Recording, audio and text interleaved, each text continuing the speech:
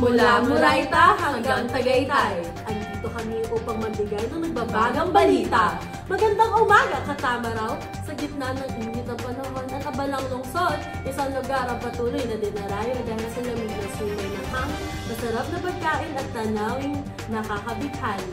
Tagaytay City, hindi lang destinasyon para sa bakasyon, kundi tahanan ng kultura, kasaysayan at mga kwentong kapupulutan ng aral. Ako si Hazel Buenaventura at ako naman si Regia Tabisula at ito ang Tam Patrol.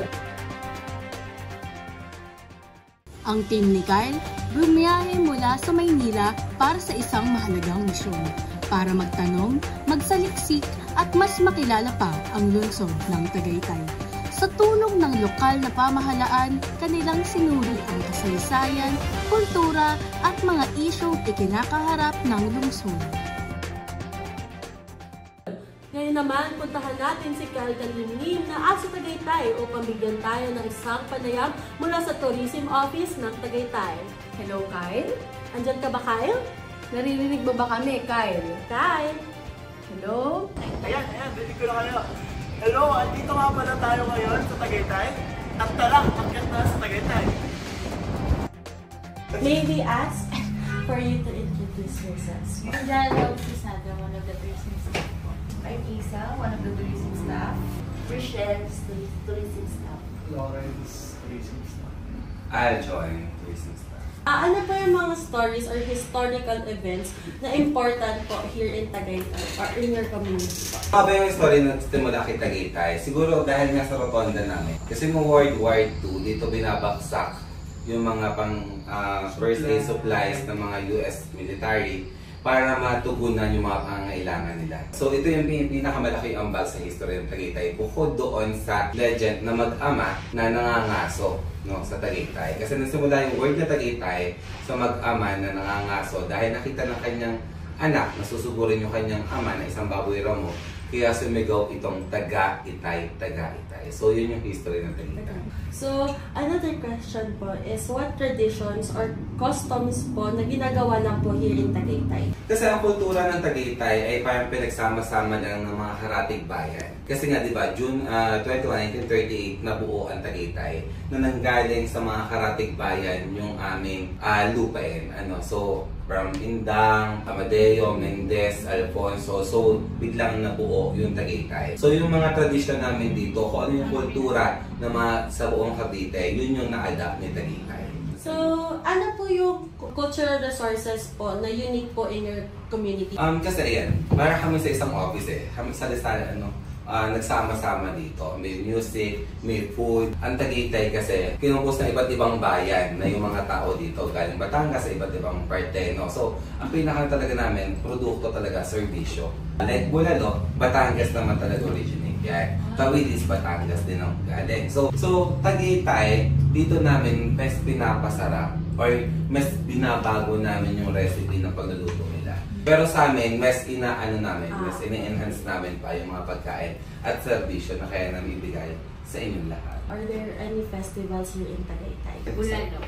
Bulalo Festival. Kailan po siya ginaganap? Nagaganap siya pag-araw ng Tagaytay, June 21. Yung isa is pineapple, same din, every June 21. Flower Festival. Barbecue. Festival. Are there any landmarks po na nag-hold ng cultural significance po here in Tagaytay? Meron kaming naka-cultural mapping dito sa 41st Rotonda and People's Park. Kasi nga, nasabi ko na, itong sa Rotonda, yung 41st, nandun naman yung mga name ng mga Pilipino na tumulong sa gera. Pagtanggol yung ating pagiging kalayaan. So, nandun yung listahan. Are there any heritage po or cultural centers, museum, parks na kailangan po talagang puntahan here in Tagaytay in your opinion? People's Park, Picnic Grove, saka Museo Ordina, Pasel Mansion.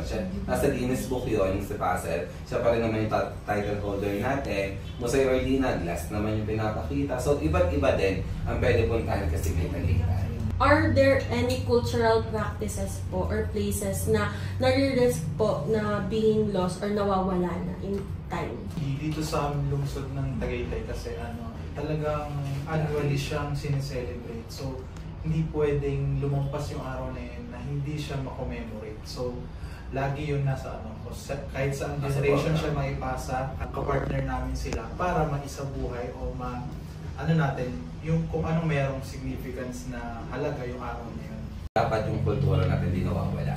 Kaya kahit saan lakbay, halimbawa mga SK or kahit sino na bisita sa amin, lagi namin sinasama yung kultura natin na kung ano yung nakadesign, pwede dagdagan, pero hindi mo mababago yun kasi mawawala na yung kultura dito. Lastly na po is, as a team, as a tourism center, ano po yung masasabi nyo sa mga bawat gusto pong mga tourism or mga gusto pong pumunta po dito sa Tagaytay? Sa amin, lahat, kung kaya namin i-welcome namin lahat ng turista.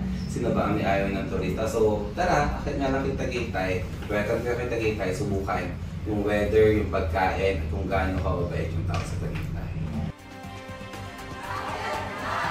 Matapos ang panayam sa Tourism Office, tutungo na ang team ni Kyle sa ilan sa mga pinagmamalaking pasyalan at pagkain ng Tagaytay. At ngayon naman, puntahan natin si Georgette Baluyot upang ipakita sa atin ang masasarap na pagkain sa Tagaytay. Hello, Georgette! Narito tayo ngayon sa Mahogany Marketplace kung saan meron tayong mga sikat na bulaluhan at iba pang mga kainan na pwede nyong kainin dito sa Tagaytay. Kaya tara, samahan niyo kung kumain ngayon. Sa dami ng kainan sa Mahogany Market, inikot muna ng team ni Kyle ang paligid hanggang sa nakahanap ng perfect spot para sa mainit, malinamnam at klasikong bulalo ng Tagaytay. Ito'y mainit-init na sabaw na gawa sa nilagang baka, bone marrow at gulay. Simple man ang sangkap pero sa Tagaytay, ito'y special, perfect na pampainit sa malamig na panahon. At ngayon naman ay balikan natin si Kyle Kalimli na ngayon ay nasa People's Park at the Sky. Hello, Kyle! Now, we are here at the People's Sky Park here on Tagaytay. Sa tuktok ng Tagaytay, matatagpuan ang People's Park in the Sky, isang lugar na may tanawing tila ginuhit sa langit. Pero higit pa sa ganda, taglay nito ang kwento ng kasaysayan at kapangyarihan. Itinayo noong panahon ng dating Pangulong Marcos bilang palasyo para sa isang state visit. Pero hindi ito natapos. Ngayon, ang dating simbolo ng karangyaan naging pampublikong pasyalan para sa lahat. At ngayon naman ay tumungo tayo kay Jade Laban. Jade, ano na ba ang iyong mga nalaman sa pagbisita dyan sa mga cultural sites ng Tagaytay? Hello, Jade? Jade? Hi, Regina! At ngayon nandito tayo sa Puzzle Mansion, Tagaytay. Ang Puzzle Mansion ay isang sikat na atraksyon sa Tagaytay at ang tanging Jigsaw Puzzle Museum sa buong mundo. Ito ay pinamumunuan ni Georgina Kiel Lacuna, isang negosyante at mahilig sa mga puzzle. Ang museo ay nagtatampok ng iba't ibang uri ng puzzle, kabilang ang mga tanawin ng Chicago at Las Vegas, pati na rin ang mga natatanging disenyo tulad ng 3D puzzle at mga posters. At ngayon naman ay nandito tayo sa Museo Orlina. Ang Museo Orlina ay isang tunay na yaman ng kontemporaryong sining na nagpapakita ng likha ni Ramon Orlina, isang pangunahing tao sa larangan ng glass sculpture sa Philippines. Ang museo ay may 4 na palapag ng mga exhibit, isang hardin ng eskultura, isang amphitheatro, at isang rooftop deck na magandang tanawin ng Taal. Ngayon naman ay puntahan natin si Jazz La Rosa upang ipakilala sa atin ang mga bayani sa 31st Shrine. At ano na nga nangyayari dyan, Jazz? Okay, hi Iza! Ngayon nandito tayo sa 31st Division Shrine ng Tagaytay. Tahimik pero makasaysayan, ganito may lalarawan ng 41st Division Memorial Shrine sa Tagaytay. Itinayo bilang pagpupugay sa mga sundalong Pilipino at Amerikano ng 41st Division na nabugwis ng buhay noong ikalawang digmaang pandaigdig. Sa lugar na ito, hindi lang tanawin ang aalahanin, kundi ang kabayanihan at sakripisyo para sa bayan. At sana ay marami kang natutunan sa aming pagbabitinta. Muli, ako si Liza Bonaventura at ako si Regina Bisula at ito ang Tab Patrol!